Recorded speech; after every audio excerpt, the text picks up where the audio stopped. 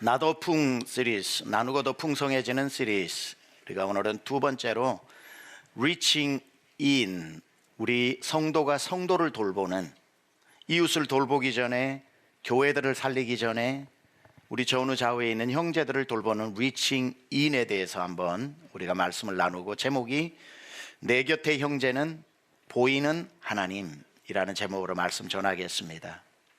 우리에게 잘 알려진 조각가 중에 로댕이라고 하는, 생각하는 사람 조각을 아시죠? 그 로댕이 또 만든 조각 중에 아주 유명한 성당이라고 하는 조각이 있습니다. The Cathedral이라고 해서 우리말로 표현하면 교회라고 하는 작품을 만들었습니다. 로댕이 교회라고 하는 작품, 성당이라고 하는 The Cathedral을 만들 때 교회를 어떻게 표현해야 가장 교회다울까라고 고민을 많이 했습니다. 스테인드 글라스에 쏟아져 들어오는 그 오묘한 색깔로 표현할지, 붉은 벽돌로 표현을 할지, 높이 솟은 첨탑으로 묘사를 할지 고민을 하다가 로댕이 만들어낸 교회, 성당의 모습은 바로 이 모습입니다. 제목이 The Cathedral, 교회, 성당이라고 하는 그 모습을 로댕은 두 손이 맞잡고 있는 이 모습으로 묘사를 했다는 거죠. 자세히 보시면 알겠지만 저 손은 하나님 앞에 나와 우리의 손을 모으고 하나님 앞에 기도하고 있는 기도의 손이 아니라 둘 다 오른손입니다. 그래서 한 사람의 오른손이 다른 사람의 오른손을 붙잡아주는 모습으로 나와 너의 손이 맞잡은 이 상태를 교회라고 그가 표현하고 싶었던 거죠. 맞습니다. 교회는 절대로 혼자 만들 수 없습니다. 혼자 있어서 교회가 될 수도 없습니다. 내가 하나님 앞에 온전히 서기 위해서는 나 혼자 나와서 내 두 손을 모으고 하나님 앞에 단독자로 서 있는 것이 아니라, 내가 하나님 앞에 교회로 설 수 있으려면 반드시 너라고 하는 대상이 함께 있어서 나의 손과 너의 손이 만나 하나님 앞에 기도하는 손이 되고, 서로가 서로를 돕는 손이 될 때 그것을 교회라고 말합니다. 그래서 시인 고은 시인이 서시에서 표현했던 식구처럼, 오 사람은 사람과 사람 사이에서 기어이 사람이구나 라고 했던 것처럼, 사람은 혼자 사람이 없고 사람이 사람 될 수 있는 것은 사람과 사람 사이에서만 기어이 사람이 될 수 있다는 말도 참 옳은 말입니다. 죄송하지만 오늘 여러분에게 제가 철학자 얘기를 좀 하려고 하는데 괜찮으시겠습니까? 철학 얘기 좀 할 겁니다. 여러분, 중세는 신중심의 철학이라고 해서 하나님 중심의 역사였습니다. 근데 근대의 철학으로 넘어오면서 신중심이 아닌 인간 중심이 되었고, 철학이 바로 그 문을 열었던 가장 중요한 학문이 되었죠. 근대 철학의 아버지를 우리는 데카르트라고 이야기합니다. 데카르트가 했던 가장 유명한 말이 뭐죠? 나는 생각한다, 고로 존재한다. 나는 생각한다, 코기토, 라틴어입니다. 에르고, 그러므로 숨, 나는 존재한다. 코기토, 에르고, 숨. 아주 유명한 말입니다.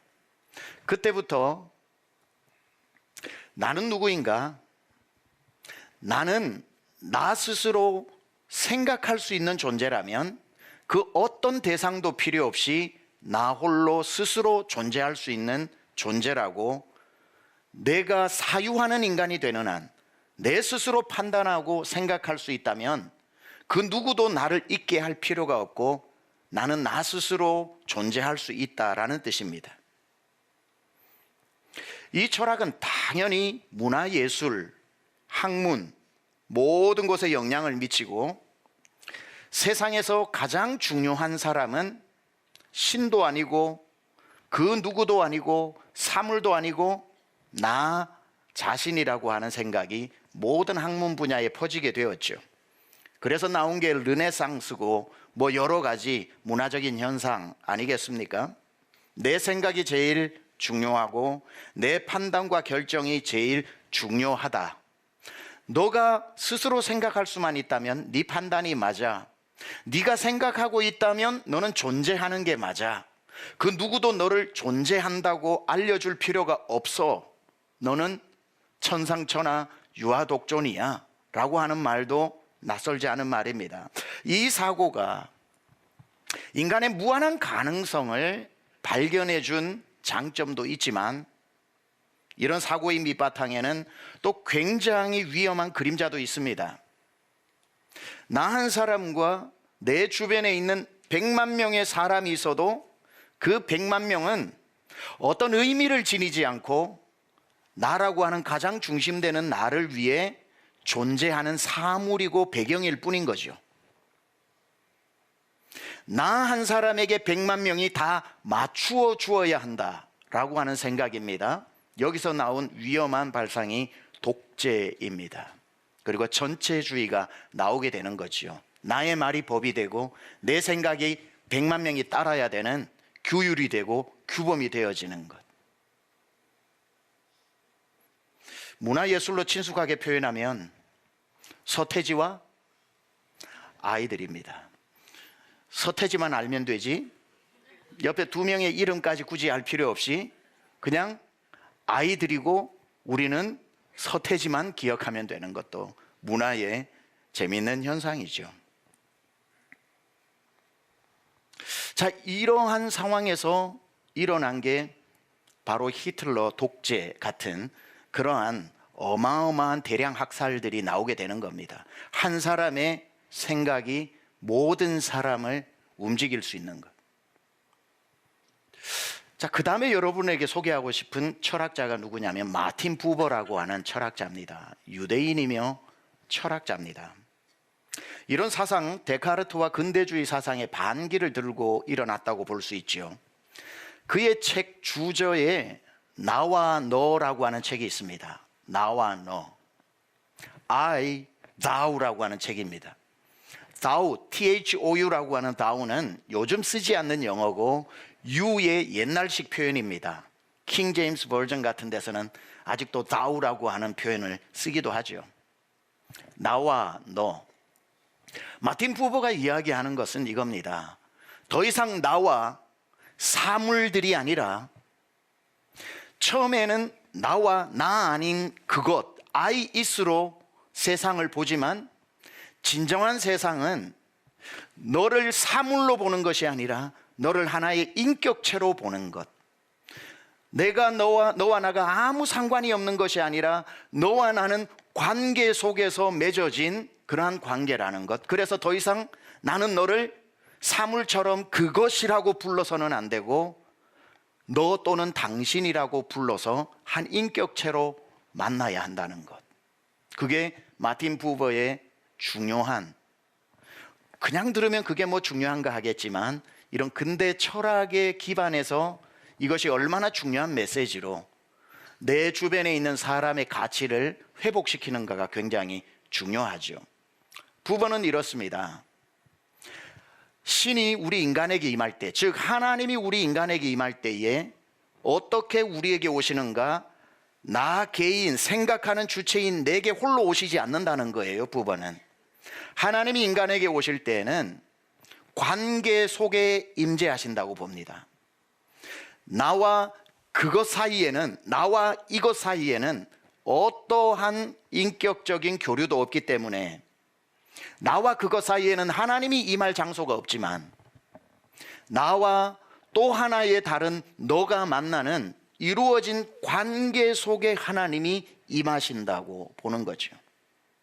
이게 마틴 부버가 나와 너에서 주장하고 있는, 그래서 더 이상 사물이 아닌 소중한 대상으로 보게 되는 그러한 철학적 업적을 남겼습니다. 여기까지면 좋겠는데 철학자 이름 한 명 더 얘기해야 됩니다. 괜찮으시겠습니까? 여기에서 한 걸음 더 나아간 철학자가 있습니다. 에마누엘 레비나스라고 하는 철학자가 있습니다. 타자 철학자로 굉장히 유명한데 제가 최근 한 6개월 아주 심취해 있는 그러한 철학자입니다. 그는 철저하게 타자 중심의 철학자입니다. 타인 중심이라고 더 쉽게 말할 수 있겠죠.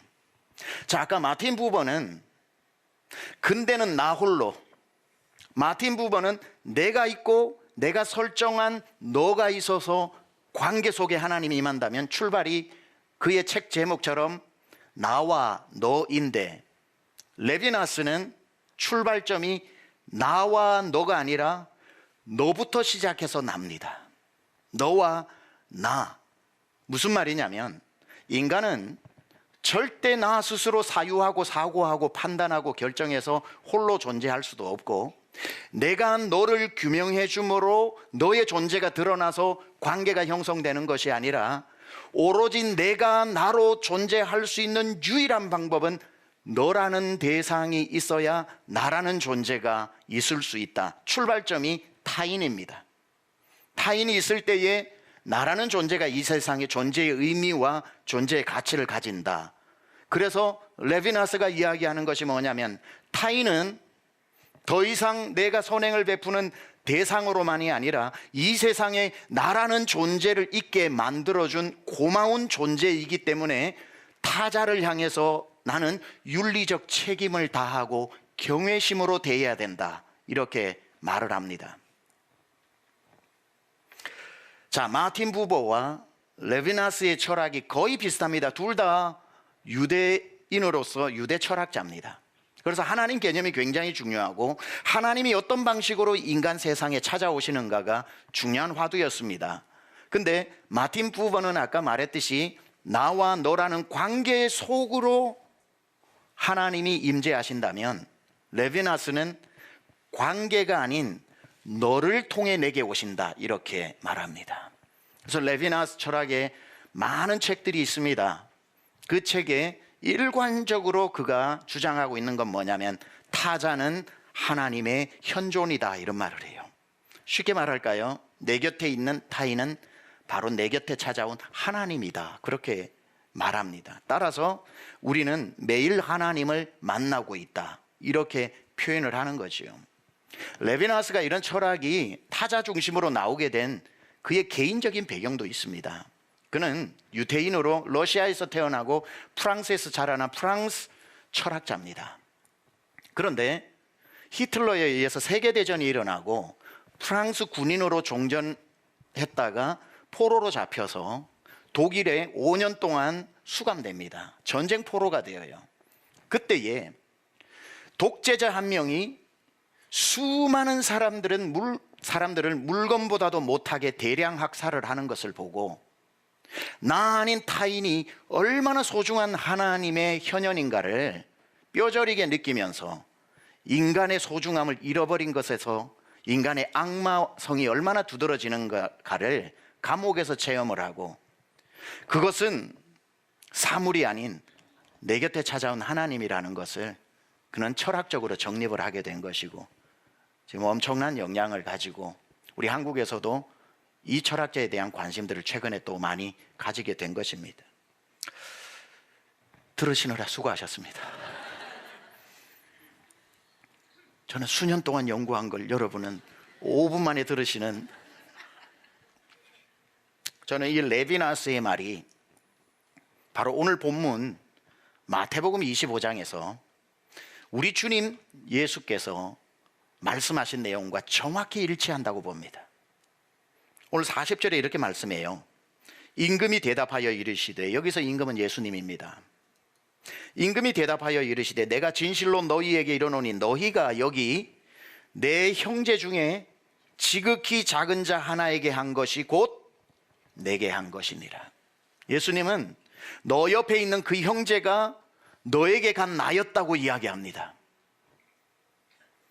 예수님이 지금 너 옆에 항상 있었던 그가 너 옆에 항상 찾아갔던 나 예수라고 말씀하십니다. 여러분, 우리는 예배당에 와서 나의 오른손과 나의 왼손을 곱게 모으고 오매불망 하나님 앞에 기도해왔던 수많은 기도 중에 가장 많이 해왔던 기도 중에 하나, 하나님 한 번만 보여주십시오. 한 번만 제 눈으로 보여주신다면 절대로 무슨 일을 만나도 나 하나님 의심하지 않고 믿음 생활 천국 갈 때까지 할 테니까 한 번만 보여주십시오라고 눈을 감고 기도, 여러분도 다 해보셨을 겁니다. 그런데 오늘 본문의 말씀을 인용하자면 하나님은 매일 우리에게 당신을 보여주셨다고 합니다. 정작 눈을 감고 하나님 한번 보여달라고 기도는 열심히 하지만 하나님께서 형제의 모습을 하고 내 옆에 와 지금도 여러분 옆자리 뒷자리에 앉아있는 그가 내게 온 하나님의 현존이라는 것을 한 번도 생각 못하고 그저 사랑만 해줘야 될 대상으로만 생각해왔다는 거죠. 오늘 예수님은 그렇게 살지 못한 염소들을 왼쪽으로 분류하시고 그렇게 선행을 베풀면서 형제를 돌보면서 살아왔던 사람을 양이라고 말씀하시고 오른쪽으로 분리를 하신 다음에 양들에게 기뻐 이렇게 말씀하십니다. 얘들아, 나와 함께 천국 가자. 네가 내게 옷도 해 입혔고 내게 음식도 주었고 목마를 때 물도 주었고 내가 아파 병들었을 때 찾아와 줬고 억울하게 감옥에 갇혔을 때 옥바라지까지 해줬으니 고맙다. 가자. 나와 함께 천국 가자. 그러자 그 말을 들은 양들이 예수님, 우리는 그런 적 없습니다. 무슨 말씀입니까? 그때 예수님이 이렇게 말씀하십니다. 네가 돌봐줬던 그들이 나야, 나. 네가 돌봤던 그 사람들이 나라고. 내가 너희한테 고마워서 그래. 천국 가자. 도대체 이 양들은 어떻게 형제들을 돌봤기에 예수님이 이렇게 기뻐하면서 천국으로 데리고 가시면서 칭찬하실까? 저는 오늘 여러분에게 남은 시간 예수님이 칭찬하시는 선행은 어떤 선행인지 오늘 본문 속에서 찾아보고 나눌 테니까 우리 모두도 이왕 선행을 베풀고 살 때 예수님께 칭찬받는 선행이 될 수 있기를 축복합니다.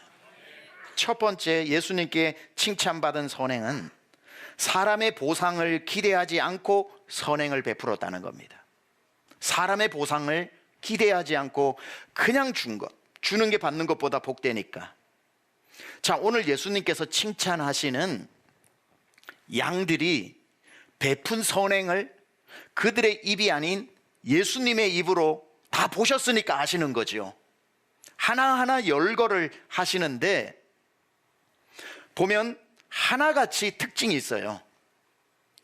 돌려 되갚아 줄 수 있는 능력이 안 되는 사람들이었다는 것. 배고픈 사람, 목마른 사람, 지나가는 나그네, 감옥에 갇힌 자, 헐벗은 자, 병들어 누워있는 자, 이들이 찾아가서 도왔는데 이들의 특징 중에 하나가 뭐냐면 도와줘봐야 2배로 10배로 되갚아 줄 수 있는 능력이 안 되는 사람들인 거예요. 그러니까 이 사람 도와주면 10배로 갚아줄 거야 하면 대상을 잘못 정한 거죠. 부자가 아파 누워야죠. 아주 유명한 대사가 지나가는 나그네여야죠. 그런 대상을 말하는 게 아니거든요. 아무리 내가 도와주어도 뻔히 알아요. 이 사람들이 나한테 물 한 그릇 줬다고 물 두 그릇 줄 사람이 아니고 밥 한 끼 줬다고 10끼 상품권 줄 사람이 아니라는 거. 그래서 사람의 보상을 기대하지 않고 그냥 필요에 따라 도와준 거예요. 근데 이들이 사람의 보상을 기대하지 않고도 도와줄 수 있었던 것은 하나님께서 그것을 보시고 도와줄 것이라고 하는 믿음이 있었기 때문에 그랬겠지요. 근데 오늘 본문을 보다 보면 얼마나 기특한지, 하나님이 사람에게 내가 도와주면 하나님이 도와주실 거야 하는 마음도 없었던 것 같아요. 아무런 보상을 기대하지 않고 하나님께조차 보상을 기대하지 않고 그냥 도와준 것 같아요. 왜 그렇게 제가 얘기하냐고요? 예수님이 도와줘서 고맙다, 옷 벗어줘서 고맙다, 먹을 거 줘서 고맙다 그랬을 때에 이 사람들은 기억을 못해요. 이 사람들은 그렇게 말씀하셨을 때 그럴 줄 알았습니다. 나는 주님이 언젠가는 이러실 줄 알고 드디어 이러지 않아요. 언제 우리가 그랬습니까? 언제 예수님께 했습니까? 언제 예수님께 옷을 벗어 주었습니까? 하는 이 모양새를 보니까 사람의 보상만 생각하지 않는 게 아니라 하나님의 보상까지도 그는 기대하지 않고 그냥 베풀었던, 주님 보실 때 너무 순수한 구제였다는 거예요.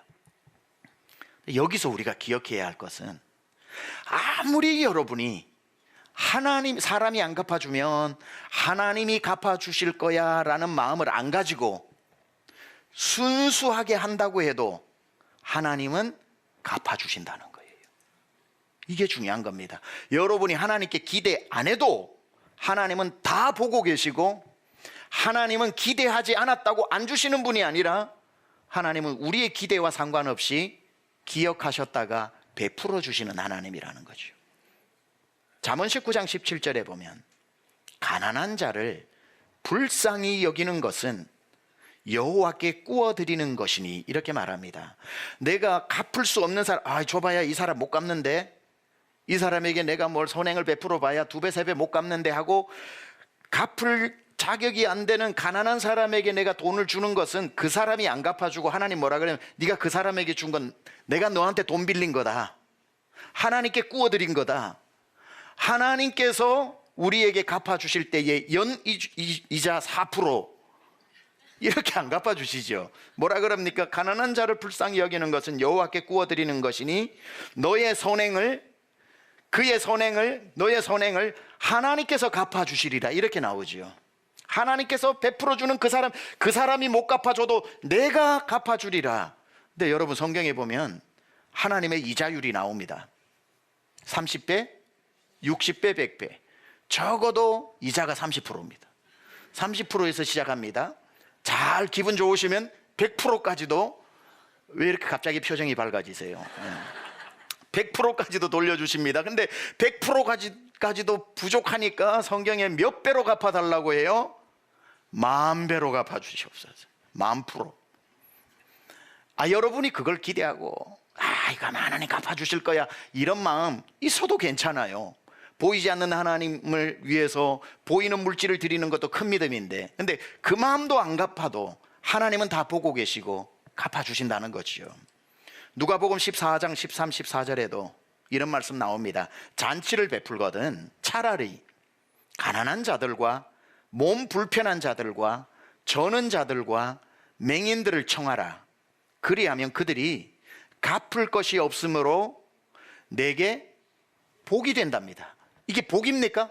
도와줬는데 갚을 게 없으면 내게 화가 되는 거지. 근데 성경은 줬는데 그들이 갚을 게 없는 게 오히려 너에게 복이다. 왜냐? 의인들의 부활 시에 네가 하나님으로부터 갚음을 받게 되기 때문에. 사람이 못 갚으면 오히려 복이래요. 하나님이 갚아주실 날이 오기 때문에. 누구에게 도와주었는데 여러분 못 갚아 못 받았던 거 받으시길 축복합니다. 근데 못 받아도 하나님이 갚아주신다고 분명히 말씀하고 있습니다. 히브리서 6장 10절에 하나님은 불의하지 아니하사 너희 행위와 그의 이름을 위하여 나타낸 사랑으로 이미 성도를 섬긴 것과 이제도 섬기고 있는 것을 어떻게 해요? 잊어버리지 아니하시느니라. 여러분 누군가에게 선행을 베풀 때 이왕이면 여러분에게 되갚아 줄 수 없는 약한 사람을 도와주십시오. 그러면 그 사람은 어차피 못 돕겠지만 그 모습을 보고 하나님이 사람의 힘으로 갚을 수 없는 정도로 갚아주신다는 것. 여러분이 도와주는 것 사람은 잊어버려도 여러분의 구제를 은밀한 중에 보고 계시는 하나님께서 정확하게 갚아주신다는 것. 오늘 첫 번째 이들이 칭찬을 받았던 이유는 어떠한 보상도 기대하지 않고 베풀었기 때문에 오히려 하나님이 더 크게 보상해 주셨다는 것. 두 번째 이들의 선행이 오른쪽에 있는 양들이 칭찬받는 선행이 되었던 이유는 그들의 선행은 수동태와 능동태로 선행을 베풀었다는 것입니다. 무슨 말이냐? 오늘 예수님이 쭉 나열하시는 그들의 선행을 크게 두 개로 분류해 보자면 수동태적 선행이 있고 능동태적 선행이 있습니다. 이건 물론 제가 분류한 겁니다. 무슨 책에, 주석책에 나오는 게 아니고. 수동태적 선행은 뭘까요? 그건 내가 찾아가지 않고 내게 찾아온 사람에게 베푸는 겁니다. 내가 때로는 원치 않고, 때로는 내가 그러한 상황이 안 되고 여력이 없는데 갑자기 누가 와서 밥을 달라 그러거나, 옷 있으면 옷 한 벌 내놓으라 그러거나, 물 한 잔 달라 그러거나, 나그네가 와서 하룻밤 쉬어 가자거나, 그렇게 나는 여기 서 있는데 누군가가 지나가면서 밥 한 끼 주시오. Give me some food. Give me some drink. Give me your clothes. 이렇게 이야기해서 타력으로 할 수 없이, 또는 맞듣지 않게, 그래도 내가 예수 믿는 사람이라서 거절할 수 없어서 해주게 되는 선행을 수동태적인 선행이라고 한다면, 여기에 해당되는 예수님의 칭찬이 너희가 목마를 때에 먹을 것을 주었고, 내가 목마를 때에, 내가 배고플 때에 네가 먹을 것을 주었고, 내가 헐벗었을 때에, 나그네 되었을 때에 네가 나를 돌봤다라고 하는 건, 너를 찾아갔을 때, 배고픈 자가 찾아갔을 때, 목마른 자가 찾아갔을 때, 내가 나그네의 모습을 하고 찾아갔을 때, 너는 준비가 안 됐는데도 나를 그냥 돌려보내지 않고 도와주었던 그 수동태의 선행. 여러분, 우리가 살다 보면 어떤 면에 있어서 수동태의 선행을 해야 될 때가 훨씬 많습니다. 내 의지와 상관없이 누가 도움을 요청할 때, 여러분에게 와서 탁쿡 찌르면서 돈 좀 주쇼, 돈 좀 주쇼. 그럴 때 여러분, 다음에,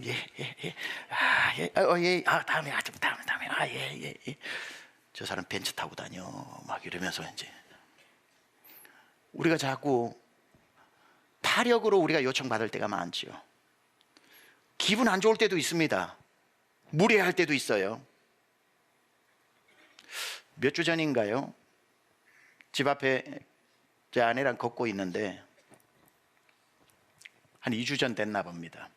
어떤 여성분인데 한 50, 60 정도 되신 분이에요. 이렇게 지나가다가 저희 부부를 보고 저한테로 오더니만, 준비를 안 했는데 1부 때 생각이 나서 이야기하다가 2부 때도 얘기해 보는 겁니다. 100원만 주세요 그러시더라고요. 그래서 못 알아들고 100원 주세요. 그러면 예? 100원만. 예? 100원만 달라고요 그러더라고요. 100원으로 뭐 하시게? 그러니까 밥 사 먹게 100원 주세요 그러시더라고요. 그래서 아이고 100원짜리 밥이 어디 있어요 하면서 저희 아내가, 가셔요, 저희가 밥 사드릴 테니까. 그러니까 아이 괜찮고 100원만 주세요. 그래서 아이고 100원 가지고 밥 못 사 먹으니까 가셔요, 저희가 밥값 내드리고 올 테니까. 그러니까 아이 그럼 밥 안 사줘도 되니까 1,000원만 주세요 그러더라고요. 갑자기 10배가 뛰었어요. 그래가지고 꺼내가지고 이렇게 1,000원 이렇게 봤는데 캐시가 하나도 없이, 1,000원짜리가 없이 딱 5,000원짜리가 하나 들어있었어요. 그래서 딱 근데 딱 5,000원짜리를 본 거예요. 그래서 그럼 그 5,000원 주면 되겠네 그러시더라고요. 그래가지고 5,000원 줬죠. 그러고는 이제 강제로 이제 뺏기고 가던 길을 갔던 적이 있습니다. 어떨 때 보면 굉장히 무례할 수가 있고, 또 그분은 그게 자기의 어떤 또 자기 방어가 될 수도 있겠고 찾아낸 방법일 수도 있겠지만, 여러분, 우리가 누군가에게 내가 원했던 시간이 아니고 내가 원했던 방법이 아니고 내가 준비가 안 되었을 때에 수동태적으로 해야 될 때도 많이 있습니다. 그렇죠? 본문에 보면 내가 배고플 때에 네가 먹을 것을 주었고, 내가 목마를 때에 마실 것을 주었고, 나그네 되고 헐벗었을 때 옷을 주었다는 것은 내가 시작한 행위가 아닙니다. 누구에게 부탁받아서 하게 된 행위예요. 수동태다 이 말이죠. 여러분, 일주일 동안 수많은 사람 지나가다가 어려운 사람 앞을 지나가게 될 때 도와달라는 말들, 누가 가는 길을 딱 막아서고 도와달라고 하는 무례함, 다 여러분이 수동태적으로 요구받는 겁니다. 그 수동태임에도 불구하고 선행을 베풀 때 하나님은 여러분이 기쁨으로 하지 않아도 그 수동태적인 마음이라도 베푼 것은 기억하신다는 거죠. 하나님이 그 마음이면 안 베푸는 게 나아, 그 마음이면 나는 기억 안 해 라고 하시는 게 아니라 억지로 했던 수동태라도 기억하신다는 거. 그런데 거기서 멈추지 않고 예수님이 이들의 행동을 계속 또 칭찬하는 몇 가지가 있죠. 병들었을 때에, 그리고 옥에 갇혔을 때에 찾아왔다고 했던 거. 39절에 보면 동사 하나가 나와요. 어느 때에 병드신 것이나 옥에 갇히신 것을 보고 가서 배웠나이까 라고 하는, 가서라고 하는 단어입니다. 여러분, 병든 사람과 억울하게 감옥에 갇힌 사람을 도우려면 그 둘의 특징이 뭡니까? 절대로 내게 올 수 없는 사람입니다. 병들어 집에, 병원에, 침상에, 병상에 누워 있어 누군가를 기다려야 되는 사람이고, 감옥에 있는 사람은 감옥 안에 있어서 올 수 없는 사람입니다. 이때는 철저하게 내가 의지적으로 준비해서 시간과 물질과 옷과 마실 것과 그런 것들을 준비해서 찾아가야만 하는 능동태적인 구제라는 거지요. 선행이라는 겁니다. 누구에게 줄 옷, 그 집의 냉장고에 넣어줄 미역국, 마실 따뜻한 보리차, 버스를 타고 가든지 택시를 타고 가든지 먼 길 걸어서 가든지 그 모든 물질과 그 모든 시간과 그 모든 행위가 능동태다 이 말이죠. 병들었을 때에 네가 찾아왔고, 옥에 갇혔을 때에 네가 찾아왔던 것은 네가 나 예수를 찾아온 것이다. 때로는 내게 찾아오는 사람이 있는가 하면, 때로는 내가 찾아가야 할 때가 있는데, 오늘 이 오른쪽에 있는 양들은 수동태와 능동태 가리지 않고 준비 안 됐을 때에 요구되어지는 선행도 마다하지 않았고, 내 마음의 발표, 계속 하나님이 기도 중에 떠오르게 한 사람을 자꾸 미루지 않고 시간 내어 찾아간 능동적인 구제도 하나님이 기뻐하시는데, 저는 이렇게 표현해 봐요. 수동태적인 구제를 하나님은 기뻐하시고 능동태적인 구제를 하나님은 감동하신다. 저는 여러분의 형제 사랑이 수동태를 넘어서 능동태로 계속 발전되고 키워질 수 있기를 축복합니다. 자, 세 번째. 첫 번째는 뭐였죠? 사람의 보상을 기대하지 않는다. 제가 설교하고도 까먹어버려요. 두 번째, 수동태와 능동태의 선행을 해야 한다. 세 번째, 이들의 선행이 칭찬받은 것은 가성비를 따지지 않고 선행을 베풀었다. 가성비가 뭐죠? 가격 대비 성능이죠. 효과를 말하는 겁니다. effectiveness. 오늘 40절을 보면 예수님이 칭찬하시는 내용 중에 우리가 주목해서 봐야 할 단어 하나가 나와요. 너희가 내 형제 중에 지극히 작은 자 몇에게? 하나에게 한 것이 곧 누구에게? 내게 한 것이다. 원 투 원입니다. 그 하나에게 한 것이 내게 한 것이다.